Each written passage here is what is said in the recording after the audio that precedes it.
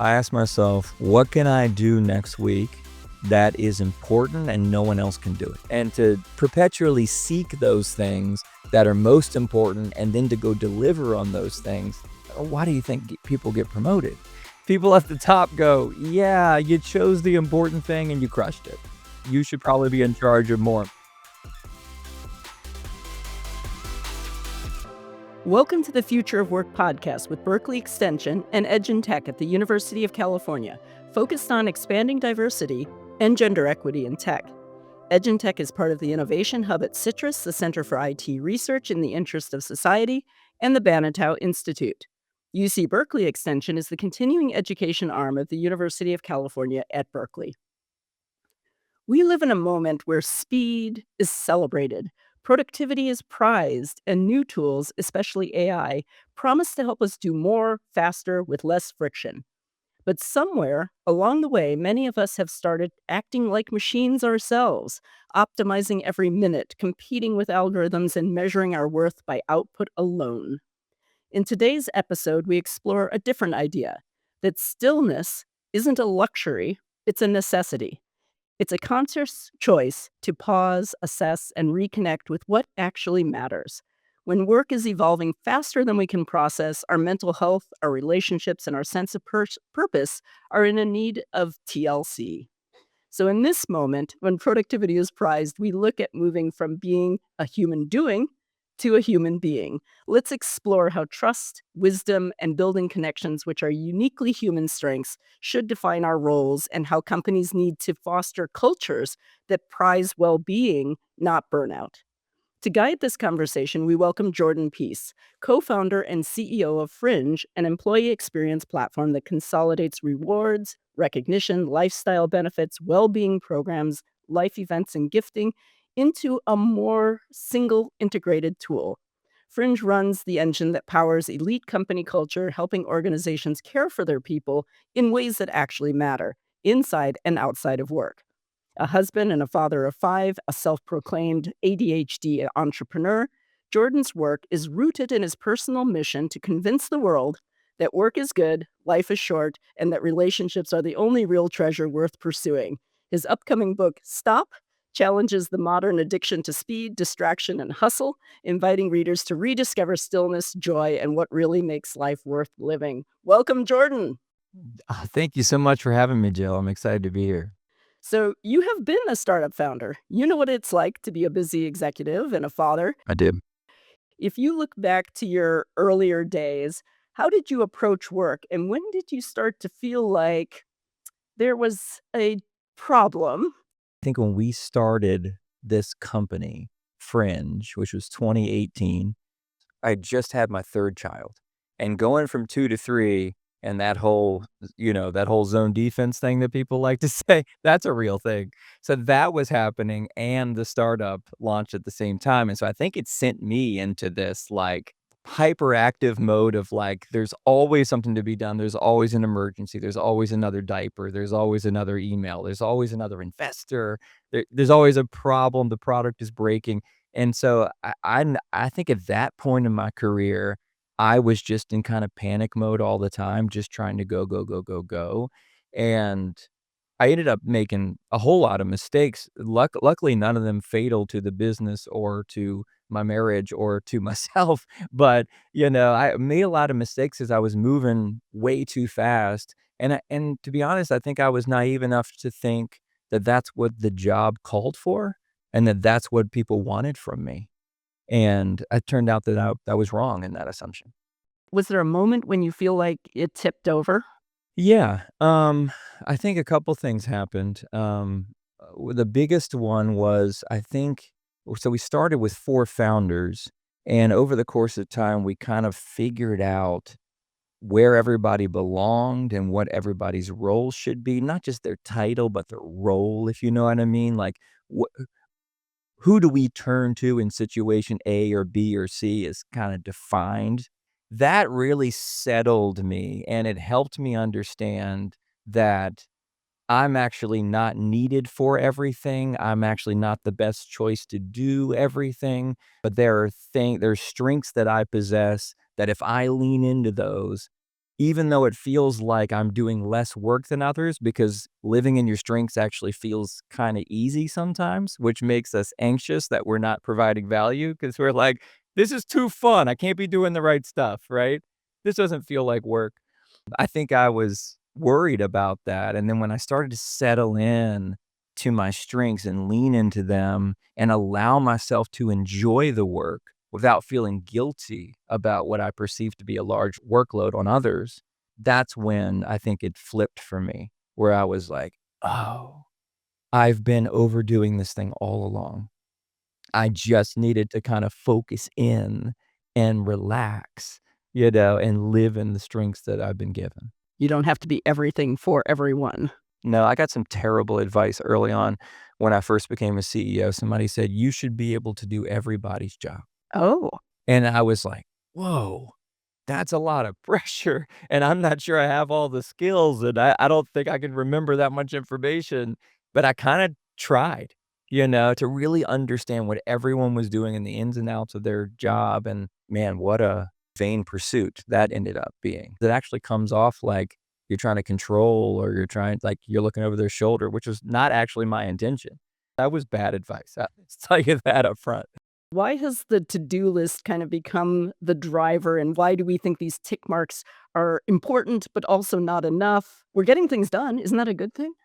That is a good thing. And not to go off on a tangent, I promise I'll bring it back to your exact question, but you mentioned in the intro that I'm a self-proclaimed ADHD entrepreneur. So the ADHD thing is actually a big part of why I ended up writing this book and how I came to kind of discover some of the things that I've discovered in my life. So as a kid, I was apt to kind of unfocus, check out, if you will, in class, not really notice that there was a homework assignment that was assigned or not remember that I left my jacket in the classroom or, these classic things. And as a result, I was often the least productive kid, right? In terms of like who did the most things, right? Or who contributed the most to the group project, whatever. And I always felt a great deal of shame about that because I associated value with getting stuff done even as a kid, which I think is reflective of the culture that I grew up in, which in some ways that has completely unchanged from a generation ago. We're still really measuring ourselves and our children, by outputs. I think we're very much doing that. And, so point being, I saw that as a negative thing, and so I've always had this internal pressure that when I wake up in the morning and I've got a job and I've got responsibilities and I'm a father and I'm a husband, I need to perform. I need to accomplish. And so with my brain, that's actually very, very hard, right? I'm not the person to give a list of 10 things to do. Give me one thing today to go figure this out fully. That would be more my strength. But I never allowed myself to think that way or enjoy that. I have been in hypervigilant task mode for years. Just what is the next thing? Get it done, get the dopamine hit, which I unfortunately don't get with my condition, sadly. But, hypothetically, get that dopamine hit, let it drive you towards the next thing and just accomplish, accomplish, accomplish. And then you get to talk about those accomplishments or others point out those accomplishments. And then you feel validated and valuable and like you matter and you're allowed to take up space. I think that's very much at the heart of our culture, is just, oh, you matter, prove it, and we don't really look at ourselves as intrinsically valuable, which is sad. And I think going to get harder. Yeah, I think that is a challenge. It's, what have you done for me lately culture. So even the stuff that you got done is forgotten 5 minutes later. So, how do people overcome that sort of mentality of constantly being in the task mode? As you say, there's always more to be done than can be done in the time that you have. So, how are you helping people think about their to do list? Two things. One is I think if people are convinced that there is such a thing as kind of think fast part of your life and there's the think slow part of your life, and there are things that you can be better at and accomplish and get done when you are vigilant and active and caffeinated and thinking fast. And that's a skill and it's good.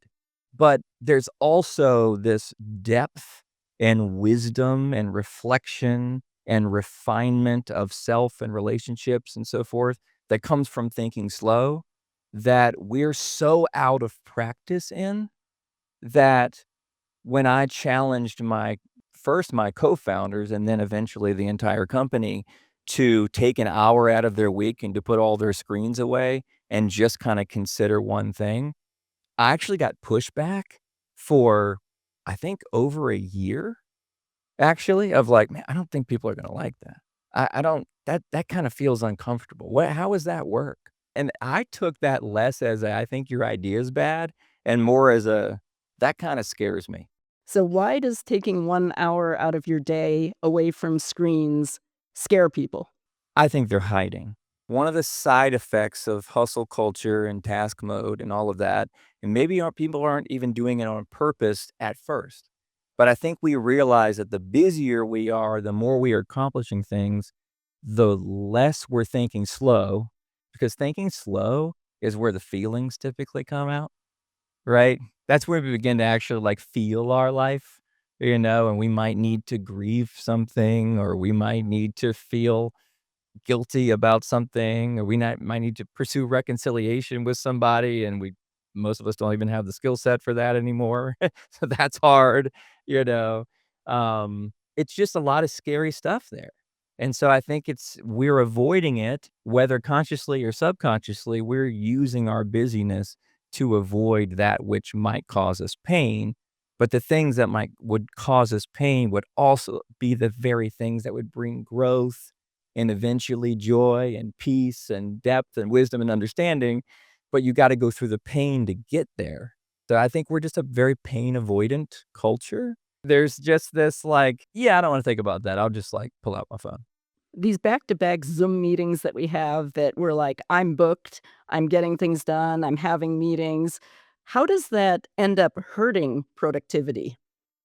There's no reflection time. I remember in the early days of our startup, this is one of the things that actually was so advantageous to nobody knowing who we are or no one wanting to talk to us, is that we had very empty calendars. So we'd have a meeting, and even if I wasn't on the meeting, I'd be like standing off to the side, like watching the meeting because every meeting was so important. We'd get off the call and we'd talk about it after. We would debrief. And what that did was it allowed us to process the information that was shared, the nuance, the things we picked up on about the other people, and like, didn't they seem uncomfortable when you said that? Or did you see the attitude change when that happened in the conversation? Right. And so we actually extrapolated so much more out of the meeting because we weren't back to back to back to back. We were actually like reasoning our way through what is all that we can glean from this interaction that we just had and what's our next best course of action, and let's make a plan now and let's calendarize that plan now, as opposed to I quickly took some notes in the margin while I was trying to perform in a meeting, and then they went somewhere, and then I opened a new document for the next meeting or a new note or whatever people's systems are. I recorded the thing in AI, and at some point in the future, I swear I'm gonna go look at that transcript and do something about it. But that's a lot of coordination, that's a lot of missed steps that can take place there with running your life that way. So I think a lot of stuff gets lost. I find myself having the same conversation 4 and 5 times because nobody actually took the time to go and make a plan from the meeting. They just sort of went to the next thing. I could go on and on actually about, like, the lost productivity of this back-to-back culture, and then we're even proud of it too. That's the other thing that kills me. We're so proud of it, aren't we? We're just, "Oh, sorry, guys. I'm back to back all day. I got a hard stop at 4:30." I mean, we're just so proud of how busy we are. "Look how important I am. People wanna meet me." It's so silly. This reminds me a little bit, have you looked at the Eisenhower matrix, that whole idea of having, like, 4 squares? And so for those of you who aren't familiar, basically, you've got what's, important but not urgent, you've got what's important and urgent, you've got urgent and not important, and then not urgent and not important, and one of the funny parts about that is that the things in that square that's not important and not urgent lives on your to-do list, and it moves forward onto the next to-do list, and it's like, "No, no, Those things just need to go away. Right, those are the things you do never. That's why, because 'cause they're not important and they're not urgent, you know? Yeah, yeah, it's yeah, I mean, I mean to take over your point, but, it's yeah, I mean, obviously, the thing we're talking about is that important, not urgent space. Like, we're just terrible at living there. I don't know what it is.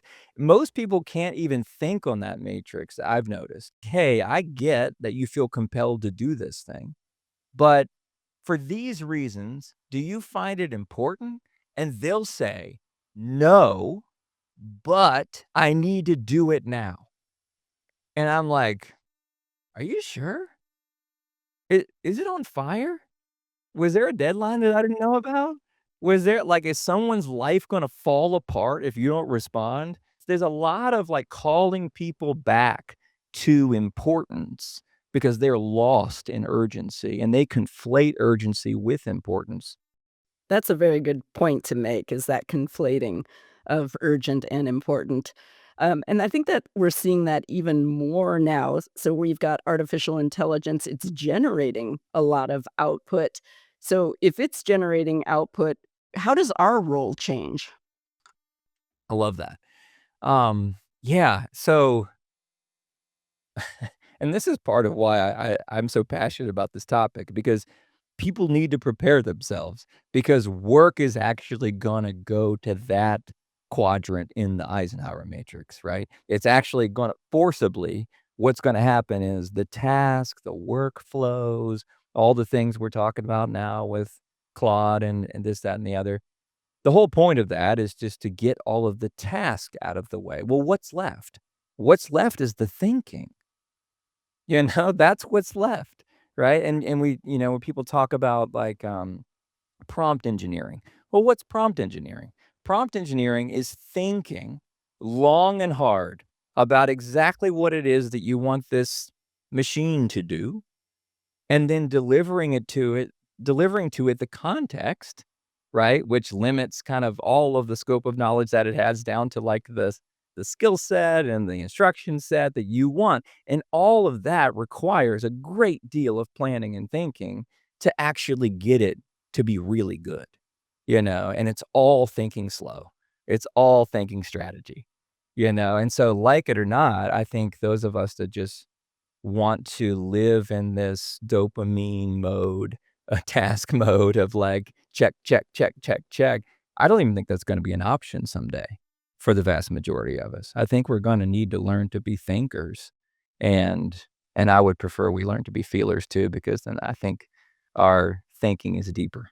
And I But think this comes back to leadership, right? Like, what makes a successful leader who brings that sort of vision? But leaders are also those quote unquote high achievers, the people who are going at 100 miles an hour. So, how do you advise these high achievers about this idea of stopping? oh man, they're the hardest ones. I mean, they're, it's the kind of the hardest people to kind of convert to this way of thinking, right, are the people who are capable of a great deal. Because if they're capable of a great deal and they're motivated, they end up achieving a lot and in a really outsized way, typically, where kind of they see and others see a great chasm between them and the other, right? Look at all that this how did they do that? 40 under 40, how could they possibly, right? Um, they're really hard to convince because they not only have obviously believed that achieving is, like, core to mattering, otherwise, I'm not sure why they would be doing it, right? Like, they've been after that so hard, and they've received so much validation that, yes, you are doing all the things, and we actually aspire to be you. So those people have a really hard time seeing that, like, "Oh, wait, 1, I might be already valuable just intrinsically, and so I don't have to achieve, like, and only achieve," right? Let's put it that way. 2, I'm I don't need to do everything in order to achieve. Like, the outcomes need to take place, but it doesn't need to be me all the time, even though I can get up at 5 and read 3 books a day and run a marathon. I don't have to expend that much energy, necessarily on getting it all done because there are other people and they have skill sets too. And then, just getting them to value slowness, to value pausing, breathing, just to find a few moments of non-achievement. And really, I think the only way I've been able to convince people is to kind of bottom line it and go, "Hey, what's gonna happen as a result of the slow thinking is that when you get out of that mode, but you take the gems that you found in there and apply it to your system, your company, your bit, whatever it is, that's gonna go better." So there's still an ROI.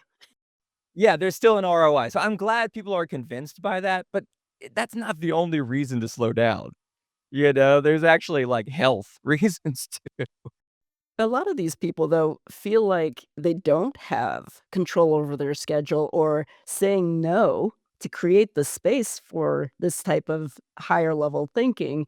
They just don't have room in their schedule. So, how do you help them create room in their schedule? How do you help them say no to things that maybe aren't leading to the goals that they want to achieve?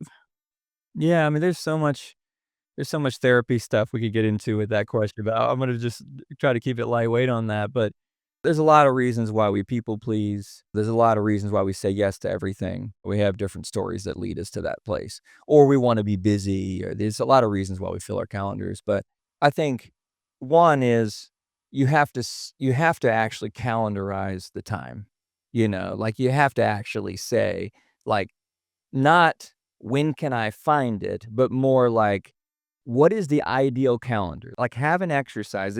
I mean, I've done this with my wife, several of my friends lately, and for myself, like, probably once a quarter, honestly. I probably overdo it. But I think, what is it that, like, cannot be removed from my calendar, right? Just sleep, eating food, transit from this place to that place, these sorts of things. I start there. And then before I think about anything else, I think about, what is it that really matters to me? Is it fitness? Is it time with my kids? Is it what is some hobby that I have? But for me, I'm going to make sure that I have time with each of my friends and co-founders every week. I'm going to make sure I hit the gym a certain amount of times. I'm going to make sure that I have my date scheduled with my kids. To going through that exercise is a really big thing that I think is practically, if you'll go slow enough to go through an ideal calendar exercise, you will find what's important to you and be able to put those things out there. But to your question about, like, you have to say no to stuff. But people, I think one thing that might be universally encouraging here is everyone wants respect, and people who have boundaries get respect, Interesting. Okay. right? If that's a motivator for people, people respect people that respect themselves. And that's what boundaries are about. It's about saying, like, I'm a real person with needs and I matter. And I'm going to put these lines in the sand and go, like, these things are needed to take care of me, and check. And now I'm available to serve everyone else. That's great. But, like, those boundaries actually, they breed respect.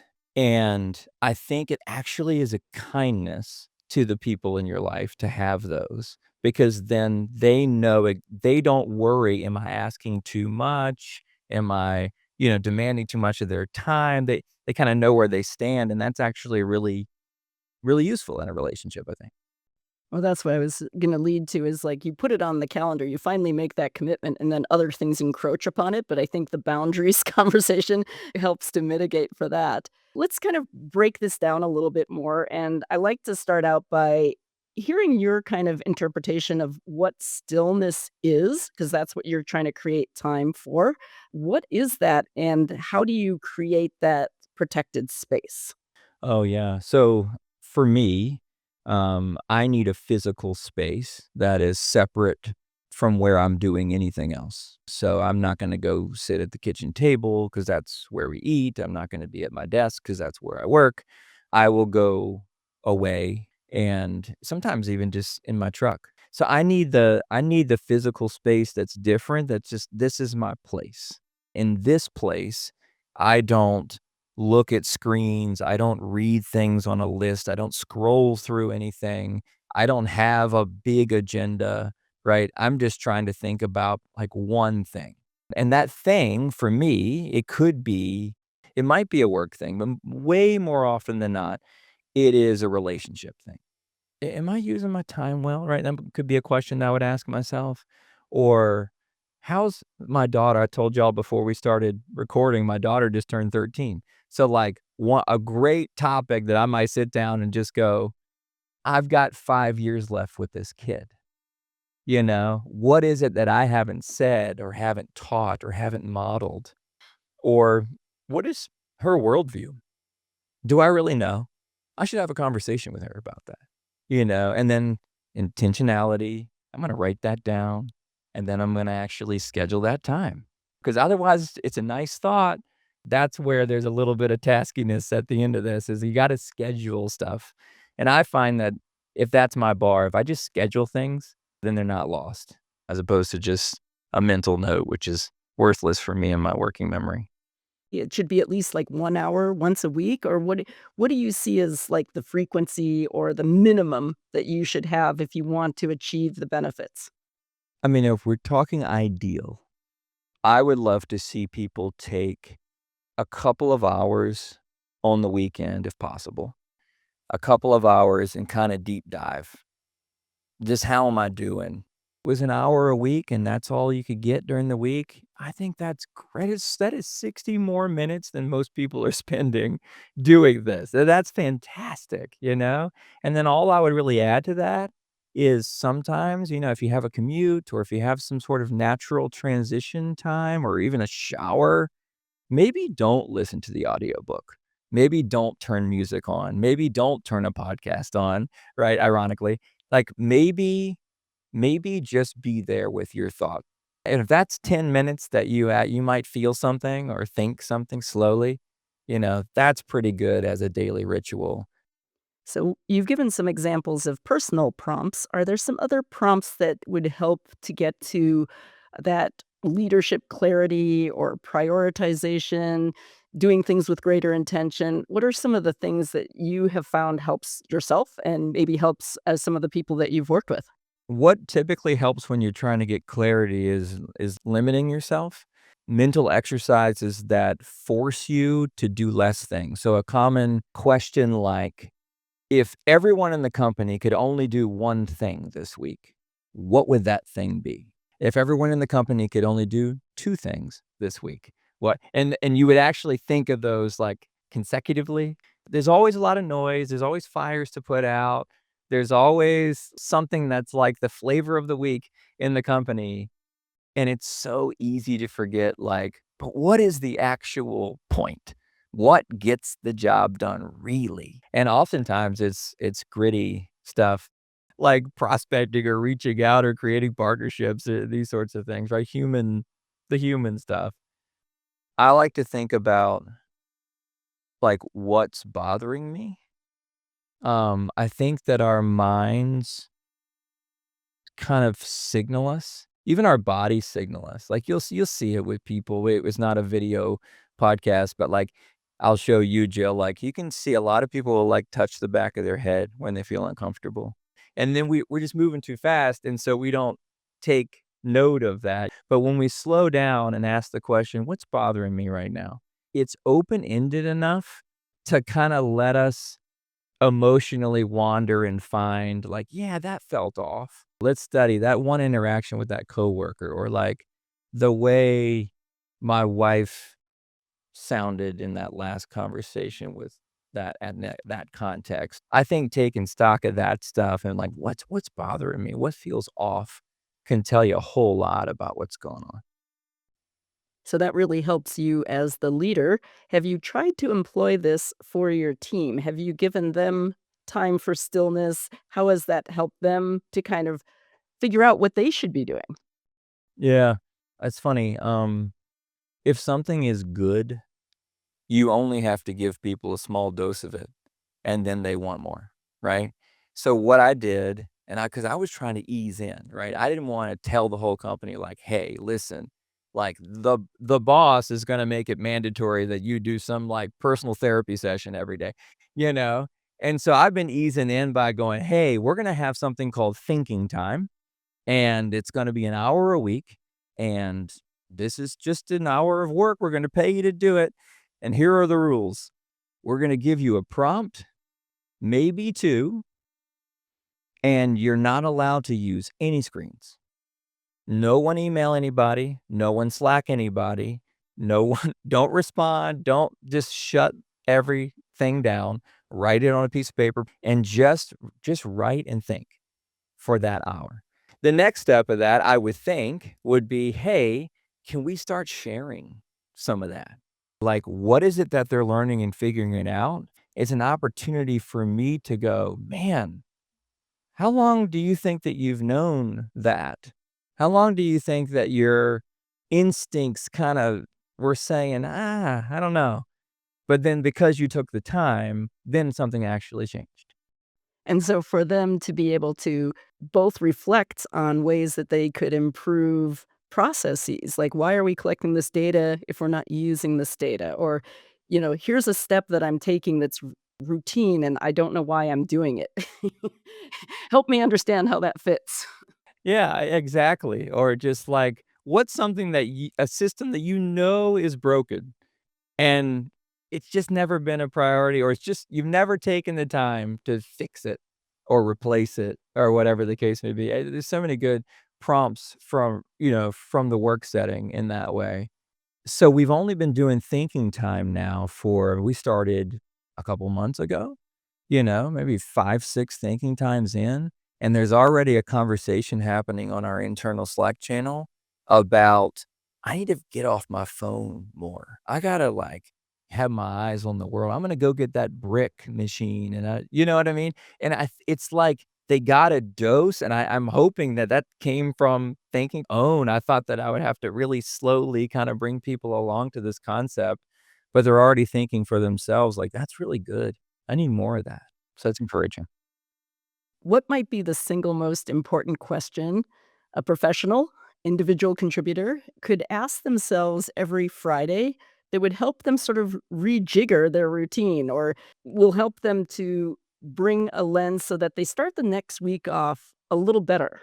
I ask myself, "What can I do next week?" And then I'll review it on Monday morning, but, like, what can I do next week that is important and no one else can do it, or no one else will? Yeah, either way. Either way, it doesn't really matter which it is, to be honest.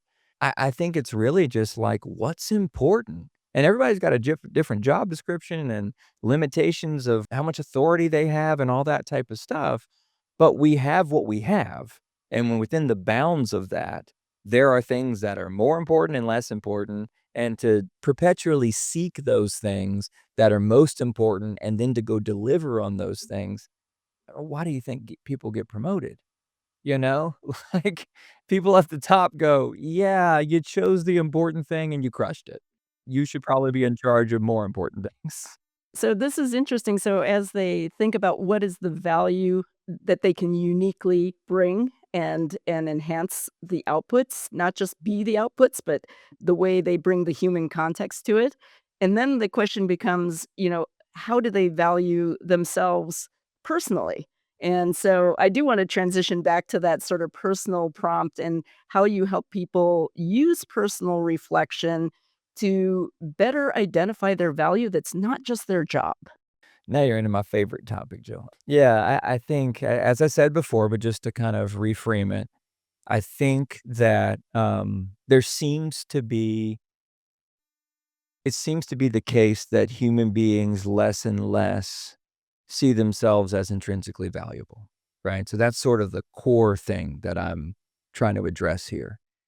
And the reasons for that, that's a whole podcast, by itself. But some of those reasons that maybe are appropriate to discuss are messages that we received as kids, situations that happened to us at any point in life, traumas and things and so forth, where we developed a belief system. My buddy Chris calls it our 2 lines of code. He says we're all just operating on 2 lines of code, right? Like, what are the core beliefs that actually, when you take the time to think objectively, is that true? Or if you ask your friends, "Is this true of me?"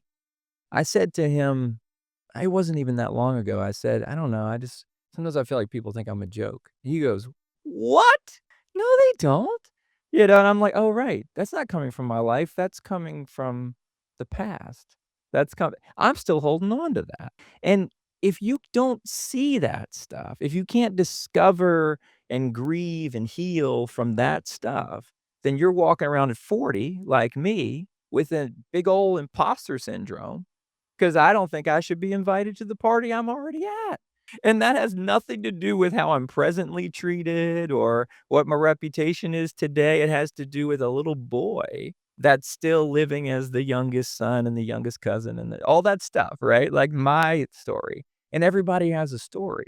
That's why I want people ultimately to stop, is to, like, see the full picture and get an appropriate view of themselves that is actually accurate, is that they are valued and they have intrinsic value and they are flawed, and that's okay, you know? And, like, what do they want? Who do they love? How do they now orchestrate their life in such a way to play out what matters according to their worldview? I want that freedom for people to not be imprisoned by thoughts and feelings that don't even come from reality, but from wounds, and be able to live in the freedom of the truth. That's a great ambition. Any other final tips on stillness and stopping and finding their intrinsic value? Yes. Last one I would say is, if I only got to write one chapter in the limiting question, if I only got to write one chapter in the book, Stop, it would be stop and forgive.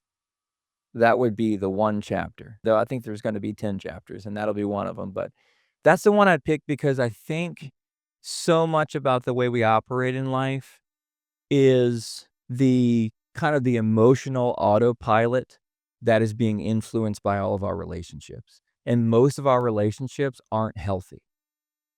We think they're healthy. They're often not as healthy as we think they are, and they could be much healthier. And if when they are healthier, everything else gets better. That's the one thing is like my advice there is stop and think about your relationships. Think about, am I upset with them? Are they upset with me? Have we addressed that? We had that huge argument 3 weeks ago, and we didn't even reconcile. Stop and forgive, stop and receive forgiveness. If that's all you ever stop and do, that'd be a huge win. Well, thank you so much. It's so great to take a step away as we think about the future of work and this pace of change. How do we think about our value differently? And how do we have that happiness and well being that comes from knowing our value and taking that time to really reflect and to your point, recover in some ways from some of the things that we've had in our lives? Absolutely. Yeah, we all need some rest. Thank you so much. And with that, I hope you've enjoyed this latest in a long series of podcasts that we'll be sending your way every month. Please share with friends and colleagues who may be interested in taking this future of work journey with us, and make sure to check out extension.berkeley.edu to find a variety of courses and certificates to help you thrive in this new working landscape. And to see what's coming up next at Edge and Tech, go ahead and visit edge.berkeley.edu. Thanks so much for listening, and I'll be back next month to talk about treating your career with an agile mindset. The Future of Work podcast is hosted by Jill Finlayson, produced by Sarah Benzuli, and edited by Matt DiPietro.